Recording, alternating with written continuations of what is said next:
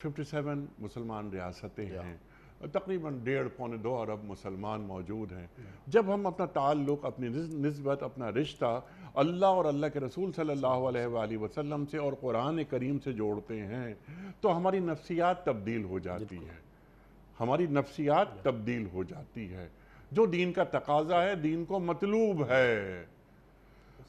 کیا آج یہ نظر آ رہا ہے کہ مسلمان ریاستیں جو اپنی پالیسیز کا اظہار کرتی ہیں اس میں اللہ کے رسول صلی اللہ علیہ وآلہ وسلم، قرآن کی تعلیمات یہ نظر آ رہی ہیں، اس کا اظہار ہو رہا ہے، یا کسی کے لیے یا کسی کی نظروں میں قابل قبول بننے کے لیے ہم نے اپنے رویے بھی بالکل ویسے ہی رکھے کہ آپ اللہ کے واسطے ہمیں قبول کر لیں؟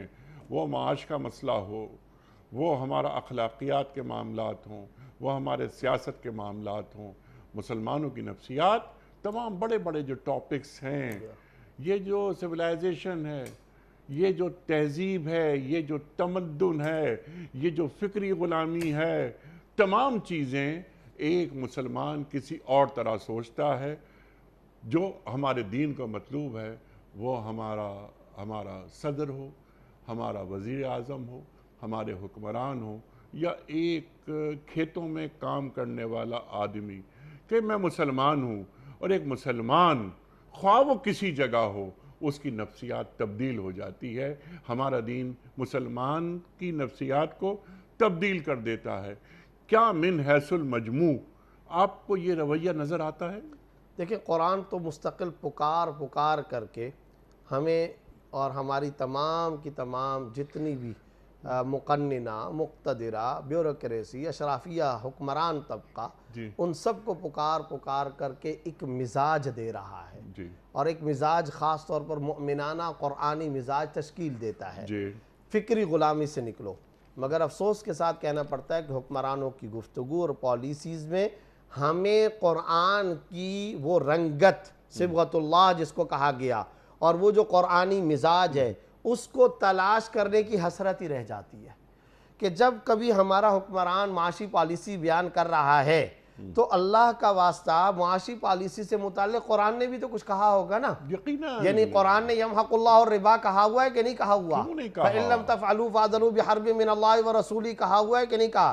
لا تأکلوا اموالکم بینکم بالباطل الا ان تکون تجارہ عن تراض، یہ قرآن نے کہہ رکھا ہے کہ نہیں کہہ رکھا؟ اچھا، یا ایھا الناس کلوا مما فی الارض حلالا طیبا ولا تتبعوا خطوات الشیطان کہا ہوا ہے کہ نہیں؟ یا ایھا الرسل کلوا من الطیبات واعملوا صالحا کہا یا نہیں کہا؟ انیق صاحب، پورا بجٹ گزر جاتا ہے ایک درد دل رکھنے والے صاحب بصیرت مسلمان کو یہ تلاش کرتے کرتے کہ کوئی ایک جملہ بھی سود کے خلاف کہا گیا؟ ٹھیک ہے مفتی صاحب، اسلامی معیشت پر کوئی ایک لفظ بھی کہا گیا ہے؟ بالکل۔ اور کیا یہ ایک مسلمان ریاست کا بجٹ ہے؟ بتائیے، اور جو ایک وزیر خزانہ انتہائی اہم پوزیشن ہوتی ہے، کیا وہ ایک مسلمان کی حیثیت سے بجٹ پیش کر رہا ہے، یا کسی کی غلامی کے زیر اثر رہتے ہوئے اپنے ملک میں رہنے بسنے والوں کی غلامی کو مزید پکا کر رہا ہے؟ بھیک مانگتے رہ گئے 70 سال سے یہاں کے درد اس دل کی رکھنے وجہ والے یہ مسلمان، کہ اللہ اور اللہ کے رسول صلی اللہ علیہ وآلہ وسلم اور اہل ایمان سے دوستی نہیں ہے، رازدار کسی اور کو بنایا جاتا ہے۔